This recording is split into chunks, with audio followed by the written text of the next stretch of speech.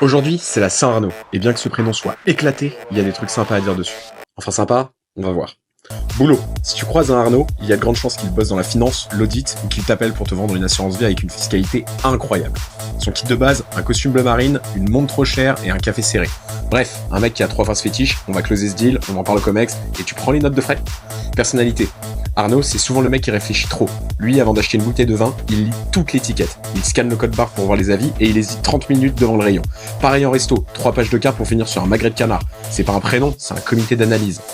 Statistiques. En 2023, moins de 50 gamins ont été baptisés Arnaud. En même temps, vu que ça sent plus le vinyle Serge Gainsbourg que le prénom d'un gosse du 21e siècle, ça paraît logique. Aujourd'hui, les parents veulent des prénoms en O ou en A. Alors Arnaud avec son définal en mode fichier PDF corrompu. Célébrité. Arnaud Montebourg, un mec qui change d'orientation politique plus souvent qu'un ado change de biostar. Pas de superstar dans la liste, mais un bon casting de mec respectable. Histoire. Le plus vieux Arnaud connu, Arnaud de Kervol, un chevalier français du XIVe siècle. Le gars tapait des Anglais à l'épée et finissait toutes ses phrases par que diable. En gros, le premier Arnaud a passé sa vie à faire la guerre et à gueuler sur ses soldats, ce qui, avouons-le, n'a pas tant changé depuis dans les salles de réunion. Géographie.